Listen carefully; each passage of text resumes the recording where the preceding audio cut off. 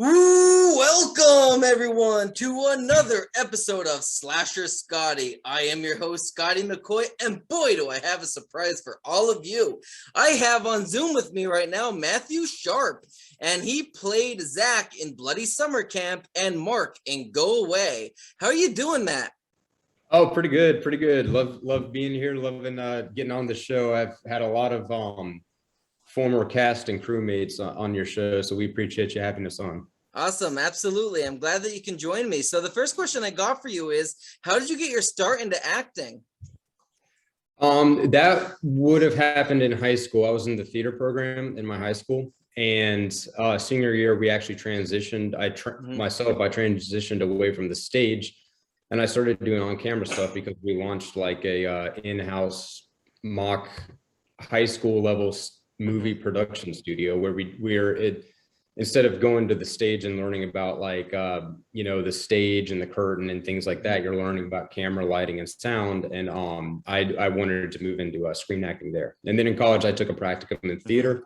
And when I graduated college, I came up here and started submitting my headshot and resume out and getting gigs directed.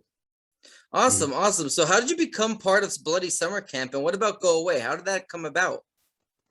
Bloody Summer Camp, I answered a casting call that our director, Dave Kerr, put out almost 3 years ago. I've been with these guys for 3 years. Nice. And I auditioned for the role. I only read for one role because I think for Dave's film, I only kind of fit one of the character breakdowns. And I read for the role, and he told me I had the part. And then for the next 2 years, off and on, COVID taking a big bite out of our production schedule, of course. Off and on, filmed that movie for 2 years. It's finally out, and we're just now getting to the point where people are getting the DVDs and Blu-rays in the mail. So that's how I got involved with those guys. And then Dave wrote a second feature. This is his fourth feature, Go Away. And I auditioned for that as well. He wanted to make a pitch trailer first. And for those of you watching, if you're not sure about what a pitch trailer is or a proof of concept, it's like a mini condensed version of a movie that doesn't exist yet. And so you're trying to show investors or maybe some fans that you've got this great idea for a movie, but just telling people about it isn't enough. So what they do is they make like a condensed little trailer, which is a self-contained story. And then you say, this is what our idea is, and we want to make it into a big project. I was involved in the pitch trailer, and the pitch trailer was pretty successful. And now it was time to make the big thing. So I auditioned for the same role that I played in the pitch trailer. And Dave, he got me on board for Go Away. That's awesome. That's awesome. And there's a pretty big cast involved with Go Away. Do you want to tell us about who's involved with this? Well, for fans of Bloody Summer Camp, you're going to see a lot of returning faces in Go Away, but in completely different roles. So we have a lot of our actors going against type. For example, in Bloody Summer Camp, usually the roles I get cast for, if it's not military or law enforcement, it's like a bully type, or like a douchebag type of dude, or like the frat boy. Or I get cast a lot of times as like the ex-boyfriend who's like, what are you looking at my girl, bro? Like that type of thing. In this movie, I actually play like a guy with redeeming qualities, and he's the lead, played opposite Christine Oswald's character. So we got some people from Bloody Summer Camp, and then we have a couple celebrities that signed on board. Felissa Rose is in this film, and she was also in Bloody Summer Camp. And her claim to fame is she played Angela in Sleepaway Camp. Right. And we have Tuesday Night, who has a substantial role in this as well. Tuesday Night was in Nightmare on Elm Street Part 4. So she got to act alongside Freddy Krueger on the big screen. So that was cool. And then one of my favorite cast members is a guy named Tom Matthews. He plays a critical role in Go Away. And I'm not going to tell you what Tom Matthews' role is, but Tom Matthews, you will recognize from Friday the 13th, Jason Lives. Yeah. All right. That was part 6. He played Tommy Jarvis, which is Jason's nemesis throughout 3 films. And he was really cool. He was, there's not much I could say about how it was to work with that guy, but he was completely down to earth. He came, he did our project. It was awesome working with him. And then a couple of weeks later, he came back to our Indiegogo and he bought a producer perk. That's So awesome. he's now a producer of the film that he worked on because he liked it so much on set, and he was telling all of us, and then he went out and became a producer of the film. So yeah, That's actually really cool. And I interviewed Tom Matthews, and that guy is so professional. It's ridiculous. Like he Mhm. literally was sick, like flu level sick. And this is before Mhm. COVID, but he was like flu level sick. And Yeah. he did not want to cancel the interview at all because of the commitment he made. And he Mhm. literally did the interview while he was like on his deathbed, basically. Like Yeah. the fact that he did that alone shows his professionalism, as an actor and as a person. So the fact that he did that alone, so that's awesome that you got him to be involved on your film, because I heard Mhm. nothing but amazing things that's working with him from many people, including like Andrew Leidy, who said he was an amazing person on Never Hike Alone. Yeah. Yeah. Yeah. And it's certainly the case. And I've always told people my favorite Friday film is either part 4 or part 3. But after working with Tom, I'm like, no, I actually like part 6 now. So, yeah. Absolutely. So for those unaware, can you tell the listening and viewing audience what Bloody Summer Camp is about, and also what is Go Away about? Okay. We'll start with Bloody Summer Camp. Bloody Summer Camp is finished, completed, wrapped, and printed, and ready to be sold. And if you guys want a DVD, or if you guys want a Blu-ray of both the theatrical cut and the extended cut of Bloody Summer Camp, we made it. We got a movie for you, and it is screening up and down the Eastern Seaboard. The premise of Bloody Summer Camp is Dave Kerr obviously is a fan of the horror genre, and what it is it is a period piece. It's a 1980s summer slasher summer camp movie. And I know what you're thinking. You're thinking, well, that's a dime a dozen. But I read the script, and Dave hits all the notes with what you would want out of a movie like this. All right. So you like summer camp slashers in the 1980s. We think Sleepaway Camp and Friday the 13th and The Burning and all that. So Bloody Summer Camp takes place a couple of days before, in 1986. A bunch of camp counselors have regrouped for another exciting start to the summer, and the kids are due to start arriving in a couple of days. Well, as it comes to realize that a lot of people are dropping like flies, and they're being killed by this masked killer. And this is one of those movies where the killer is not known to the audience for 95% of the movie. There's a reveal at the end, but there's going to be a bunch of likely suspects and a bunch of unlikely suspects. And basically what you're doing is you're watching a movie because you appreciate the slasher genre. You like the feel and nostalgia of the 1980s. And you like horror comedies, and that's what it is. It's a horror comedy. You might be more scared than you laugh, or you might laugh more than you're scared, but I guarantee you, ridiculous kills, some silly sex scenes, and a memorable killer, I think, is what makes Bloody Summer. That's the magic of that movie. And I play a douchebag jock who's got this inferiority complex, and he's like, he's all about the weight room. That's Bloody Summer Camp, and my involvement in it. Nice. That's Bloody Summer Camp. It's out now, and we are probably, I would say, 90% done, wrapped on principal photography of Go Away. And then Go Away will be out next year. We have a couple more scenes to film, but the premise of Go Away is Mark and Liz, I play Mark, is a couple that's on the rocks, and they're having some problems. And Mark has some anger management issues, and they get invited to this dinner party that's being held by my girlfriend's mother, who she hasn't seen in years. And they come to realize that she's dating this new guy that nobody knows anything about. The character played by Tom Matthews. Nobody knows anything about this guy. He's mysterious. He doesn't say a lot. We know nothing about his past. And it's just a weird situation. Well, in the middle of the night, or in the middle of this dinner party that we're having, there's a knock at the door, and then 5 masked intruders wearing these really, really creepy colored masks, designed by Amber Coulter, who's our SFX, and she plays Pink Mask in the film. Home invasion comes and holds the entire dinner party hostage. And so the drama that unfolds is people start getting killed in horrible ways. I have to figure out a way to get back into the house because I get separated from the group. And we're trying to overcome this home invasion slasher film that you've seen in things like The Strangers or Hush, but there is such an awesome hook twist to this that I've never seen it done in a horror movie before. And if you're like, home invasion slasher movie, I can name 20 of those off the bat. Yeah, this one's got a hook though. All right. And it's the hook that I can't talk about. But I read the script. Tom Matthews read the script. Tom Matthews is in. I dig it too.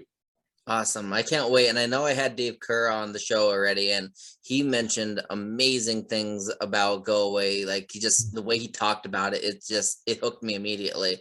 And even like his plugs for Go Away, like, 5 intruders, 4, whatever, up to 2 exits. And you know what I mean? Like, it's really, really good. And, I just can't wait to see what he does with this movie. I think it's going to be a hit. So speaking of Dave Kerr, how is he as a director? Dave is awesome. He is awesome. I have directors that I will work with, again, 110%. If they ever call me up and say, hey, Matt, I want you to read for this part, I'm like, sign me up. I will read for any part you write, buddy. I will audition for you any day.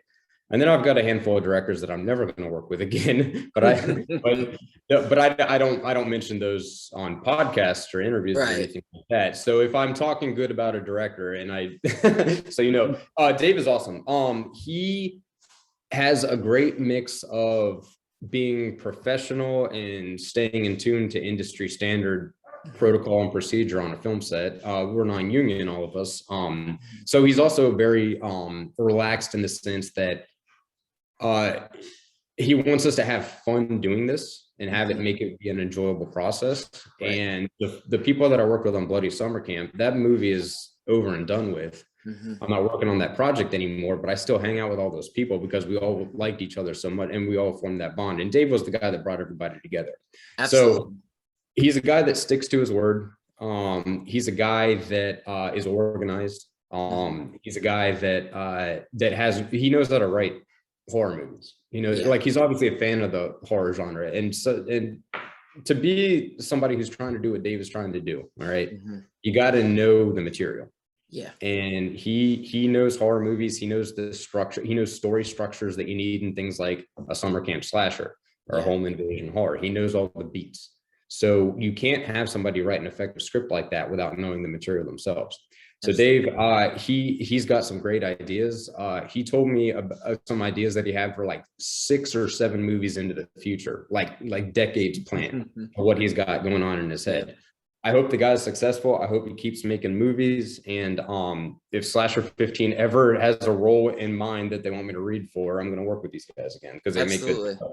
Yeah, absolutely. Yeah, and that's how I am. I work so hard. Like, I think so far into the future, but then that overwhelms me. Where as Dave, he probably thought of Go Away like 4 movies ago, and it's still coming out amazingly. And just interviewing him, he had such an amazing mind, and just the way his mind works and the way he talks about his projects. It's like, you can't make a good movie like he does, and and it being effective and not have a good mind and understanding about how horror films work. And he really did. You could tell he has that type of mindset. Yeah. And we all obviously worked with our fair share of bad directors. I have my fair share, a few of them, and I understand completely. But Dave, just based on interviewing him alone, I could tell he is an amazing guy and amazing director as well. And I'm glad that I can't wait till Bloody Summer Camp actually comes out. I would like to even get my copy of the DVD or Blu-ray. And of course, when Go Away comes out, you obviously have a customer in me as well. And obviously, I've been interviewing some casting crew from that movie, and I'd love to promote it because it really strikes a chord with me. Like, it really hits me. And just the cast alone is amazing. You know what I mean? It's just absolutely phenomenal. Speaking of the cast, especially from Bloody Summer Camp, a good friend of mine, Cody Falk, was also in that. I know you had a fight scene with him. I seen some promotional stills from that. What was it like working with Cody? Cody's great. I had talked to Cody years and years and years ago because he was trying to make this film Voorhees, Friday the 13th fan film, and I was going to audition for it, but there was something about scheduling where I couldn't do it. So that project, I wasn't able to audition for it. But then years later, I met him at the table read for Bloody Summer Camp. And me and Cody, we talk quite a bit. he and I think our careers are kind of moving in parallel paths because like, you know, he wanted to get away from directing. He was a director when I met him, and now he's kind of taken a backseat to directing. He wants to be more of an actor.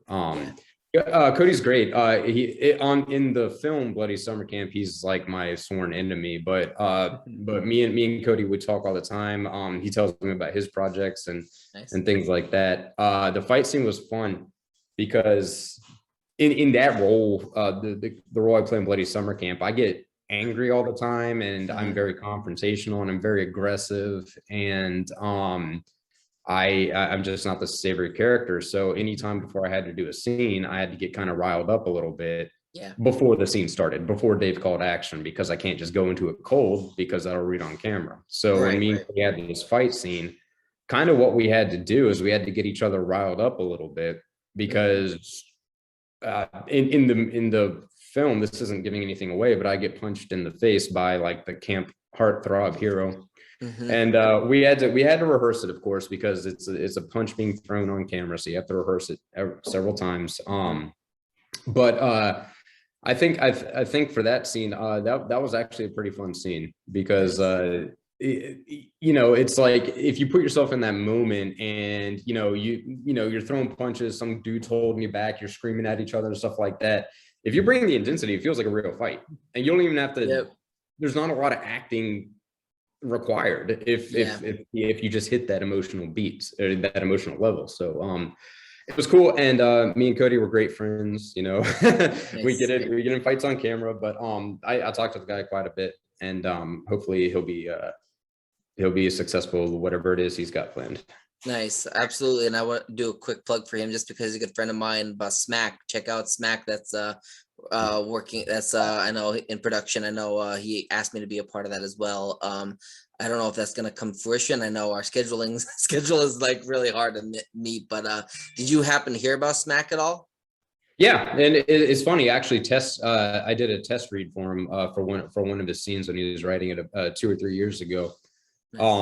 He wanted to test out a scene, so I did like a screen test for him, and I sent him the scene that for the character that he wanted me to read for. I'm not involved in Smack, but I have been following along their progress, and the footage looks great. Yeah, absolutely. So do you have any memorable stories from your time on set from either Bloody Summer Camp, Go Away, or both? Oh man, how much time do you have? Man, I could fill a phone book with funny stories from from those two projects. But funny stories. I have a pretty, man, I can't say, let's see, stories that don't reveal spoilers are difficult. They are.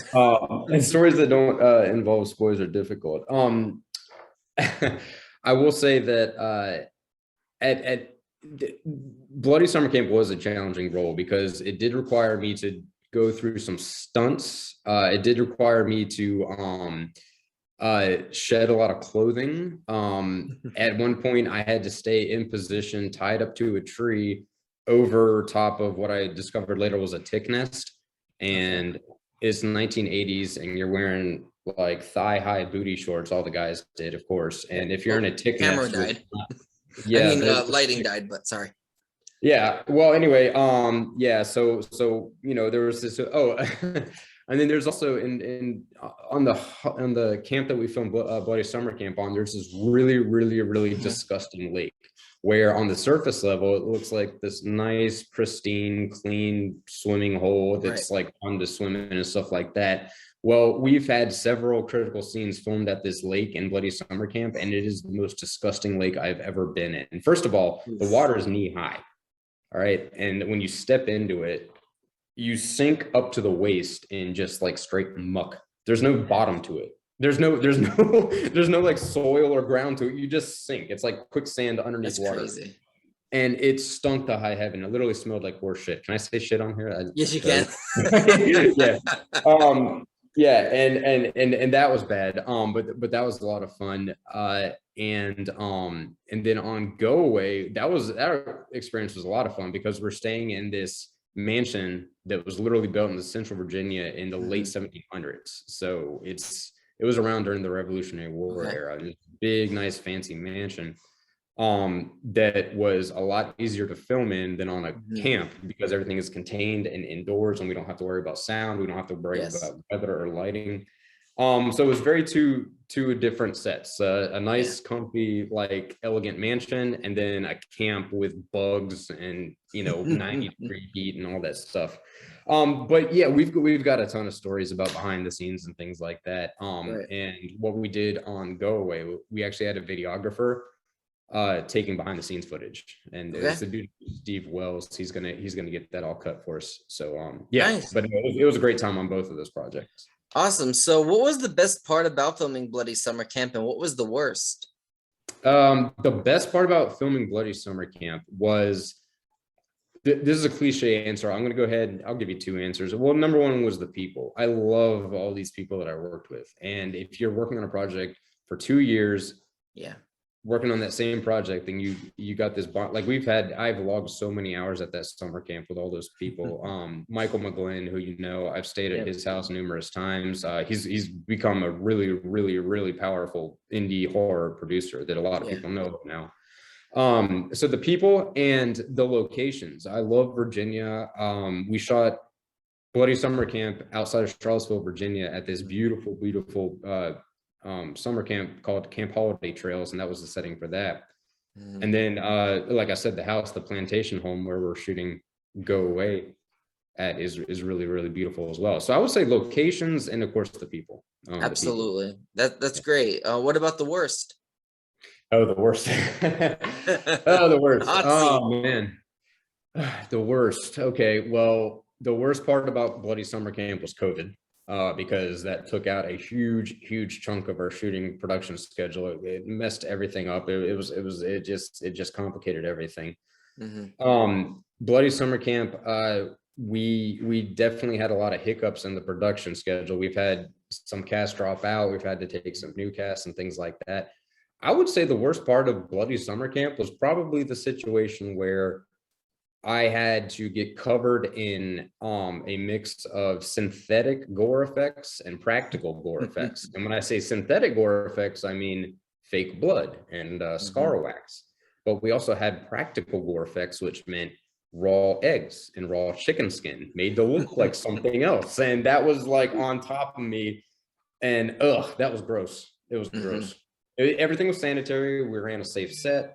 And everything was fine, but that smell of raw chicken will never leave my brain. And then diving in that nasty ass pond at at the camp. Other than that, it's been a pleasurable experience, and I'd do it again. Awesome. Yeah, absolutely. So you said that Go Away is going to be released next year. Do you have an anticipated month? I do not. That all depends. And the reason why that stuff fluctuates for fans that don't know a whole lot about the post-production process. First of all, we did take our production schedule and Go Away as far as principal photography, straight filming the footage. Got a little bit of a hiccup because one of our actors had to cancel a weekend because he got COVID. So we did what we can with that, and then we got a reshoot coming up in December. But post-production is not just taking the footage and cutting it together in an editing room. That's not what post-production is. That's a small part of it. That's a small part of it. But very small. Yeah, you got to worry about finding a guy to do your print and ad campaign. You got to worry about finding a guy to score the project. You have to worry about where you need ADR, where you need sound design. All right, do we need to Foley this can getting knocked over? All right, stuff like that. You got to worry about there's going to be reshoots. Reshoots are a part of it, and so there may be a chance that we get called back to set next year. And it's like, we got to do a couple pickup shots here and there. That's all part of it. Absolutely. And then and that doesn't even touch distribution and talking to studios and talking to video on demand and just exploring our options and where can we screen? Do we want to screen here? Do we want to save for exclusive screening here? Planning a production schedule. It's a year-long process. So I don't have a date for the fans. I will go ahead. I can confidently say 2022. All right, but don't quote me on that because there could be something catastrophic that we need to fix. I know Dave, he completes his projects. He's written and directed 3 feature films, and he's made and produced 3 feature films that you could buy today. So I have no doubts that he's going to go away completed in a timely fashion. And if there is a delay, I can promise you it's going to be for reasons that are out of our control. But like I said, we got 90% of the footage cut, and I don't think it's going to be anywhere as near as long as it took for Bloody Summer Camp to come out, because we had to take a year off of filming, Yeah. So yeah, I would like Go Away to be starting to screen places at the end of summer of next year. I would like to see that. Maybe that's a little optimistic, I'm not sure, but maybe the fall. Yeah. Right. And that's a good point. Post-production, it does, there are things that can, like you said, give it hiccups. It can give it, something that might, there might be an issue. I don't know why my light keeps going out. But hire a gaffer. I know, right? I need to hire somebody. This is what happens with indie production podcasting. Yeah. I guess it wasn't charging overnight. I guess when I had my laptop shut, it wasn't charging. But anyways, but yeah, with post-production, there could be things that happen that are out of our control that need to be fixed, because I would rather a film be released later than anticipated and expected, and be up to standards that would make the audience be like, that was a really badass, great movie, compared to rush it, not fix the errors, release it by the date you say, and then you end up getting fans that are watching it and saying that movie sucked. You know what I mean? Like you don't want to disappoint your audience. If it means adding it to another year of release, then so be it. As long as you get a movie that is worth watching and you can be proud of being a part of. Yeah, and the attention to details of making a film like that is always as a service to the fans, never not so much to the filmmaker. It's always a service to the fans, because film fans, people who are movie fans who are not filmmakers, don't understand that a full day of production that takes 12 hours to shoot can very oftentimes communicate to 17 seconds in the movie. Yeah. Right. So you you build a scene, you set the lighting, you go over the blocking, you go over the coverage, you go over how you're light out with the movements of the camera, like is it a static shot, is it dynamic or whatever, and you film it all, and you do this sequence and do this and do this and do this, and then you watch the movie, and the scene is about 45 seconds long. All right. And so if you take a 12-hour shoot day, the 12 hours of multiple people working on just one thing that's going to equate to 12 seconds of footage, then you guys have to understand that every single day that we make on this, or the money that we're building to make this film, like that's what it takes. If we want this really awesome kill scene that's going to make or break the movie, but we could do it a shitty way where we half-ass it, or we could really, really pull out all the stops and devote a day to this scene. Absolutely. All right. What would you like more? Right. And that's what people remember from horror movies. They don't remember the movie as a whole. They remember like individual kills, or like individual lines, or like definitely like certain moments. And that one little moment, that one little magical moment, all right, might have taken the effort of 17 people and 8 hours to capture. Absolutely. So Jason X is a good example of that. That movie isn't remembered for a lot, but it's remembered for that liquid nitrogen death. The liquid nitrogen scene, bashing, that scene must have taken maybe, after everything was done, the prosthetic heads and everything like that, the scene itself must have taken about 12 seconds to a minute at most. For it to film it once it, like in that one shot, and it was literally like a 2-second, 3-second death scene, but that's what everybody remembers about that death. Exactly. And when you're talking about how we budgeted for Go Away and how we budgeted for Bloody Summer Camp, a lot, and I'm talking about a huge chunk of that budget goes to the location. And the reason why in these two movies that money specifically had to go to location is because in these two movies, the location make or break the movie. Mm-hmm. All right. So we're filming at an actual summer camp. So if you're talking about production value, Dave could have saved the money, not rented out a summer camp, and he could have shot it in his backyard in the woods and called it a summer camp. But but as far as production value goes, it's like, no, we're going to shoot on location. That's just going to add so much more flesh to visual storytelling. How can you call a movie Bloody Summer Camp and not film it at a summer camp, right? Like people do. They have do, done that. and that's what makes the movie that much bad. That just makes it so much worse because you don't get that summer camp feeling, that vibe. You know what I mean?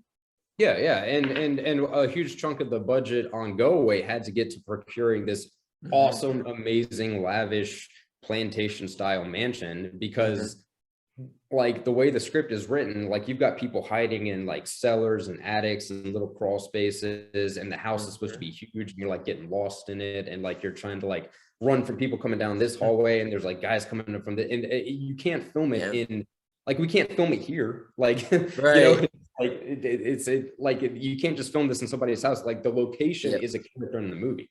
Like if you skimp on location, your fans are going to see that, and they're going to immediately know where that money went if you go for the better looking location. And that's in these two movies, you need to have a good location because that's what the story requires. Right. Like even look at Friday the 13th. How would you feel having a Camp Crystal Lake, but it not being at a camp? You know what I mean? Like you could do that, but then Friday the 13th wouldn't be a film that all of us would talk about nowadays, because the thing they'll talk about is this movie is not at a summer camp, or this movie, you know, that's why even Friday the 13th Part 5, a lot of people are like, that movie didn't take place at Camp Crystal Lake. It took place at a halfway house. Well, my favorite example of this, and since we're on this tangent, is we're talking about horror movie locations shooting to save money. Watch 1978 Halloween. All right, Jamie Lee Curtis, of course, and that takes place in Illinois. All right, and if you watch 1978 Halloween that takes place in Illinois, look in the background and you're going to see fucking palm trees. Palm trees, You're going to see palm trees. You're going to see Jodie Foster walking down the street in Illinois, and there's palm trees over her left shoulder. Well, it's cheaper to shoot in California. So, you know, it's like, now they got away with it because that's a big budget project, but we're just going off of that point. It's just like, sometimes you have to shoot in different locations to save money. And if you could do it convincingly, go ahead and do that. But if you can't do it convincingly, your fans are not going to have any forgiveness towards it. Right. Especially when you're a smaller budget project. If you can't get away, it'll be harder to get away with, and people will tear you to shreds. And unfortunately, that's how horror fans are. They're very loyal fans, but they also are very critical fans, and they will tear you to shreds if they believe that if they feel that their intelligence is being, you know, manipulated to an extent.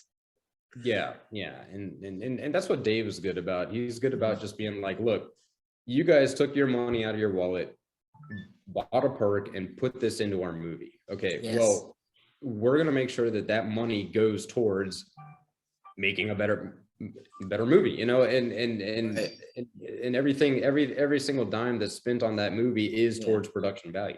Absolutely. Towards production value, you know. It's like, well, we could get this like fake looking prop that costs like $20, and we screen tested it and it looks like shit on camera. Or we could go for a more professional prop or hire a fabricator to do it or something like that. And now we can do the scene. Now it's memorable. Now it's going to get the effect that we want it to do, you know. So it's just, everything matters. Everything matters. Absolutely. So the last question I got for you, do you have any other projects in the works that you would like to promote to the listening and the viewing audience? Oh, any other projects? Okay. Well, right now there's a film called A Comedy of Horrors Volume 1. It's an anthology. It's a horror comedy. I have a very, very brief role in that, but it's screening right now, and it's going up and down the Eastern Coast. I'll have to figure out where it's screening next. Nice. But that's it just screened at the New Jersey Horror Con, along with Bloody Summer Camp that screened up there. I am working on a murder mystery time travel cop drama. Right. Murder mystery time travel cop drama. I play a detective that gets shot and then sucked back into time, and then he has to go forward in time to solve a murder, and it's all about this time travel. It's a sci-fi feature. Nice. I've been filming that for about 4 months now. So we got a couple more shoot dates on that. Awesome. But post-production, we're going to go into that. I don't have a release date about where that's going to be, but it's called Tena, T-E-N-A. And I've been working on that. And then I'm going to have 2 horror shorts coming out probably in January. Nice. And they're just going to be, I've been doing a lot of horror for the past 2 years. I don't know why. I guess I got pigeonholed into that, but I like it. I got 2 horror shorts coming out in January. And like I said, I am always trying to audition and submit and exactly keep getting gigs where I can, man. Yeah, absolutely. Well, I thank you so much for joining me, Matt. Yeah, no, thank you so much for having us on. We really appreciate all your support and your coverage of Bloody Summer Camp and Go Away, and hopefully we'll see you at the premiere of Go Away. Absolutely, I would love to actually attend that, and I would love to see this movie. So I definitely look forward to meeting you in person at some point as well. Yeah, no, definitely. I mean, I'm going to be going to all these horror cons. You know, I go to horror cons with Michael McGlynn and Dave and Amber and Jamie and all that. Michael McGlynn, he's also another one I would love to meet. Became a good friend of mine, so I definitely would love to meet him at some point. You'll see me and him at a con in 2022. I guarantee you. Awesome. That sounds like a plan. Well, I thank you so much, Matt. You have a great rest of your night. All right. Thank you. I appreciate it. All right. Yep. Bye.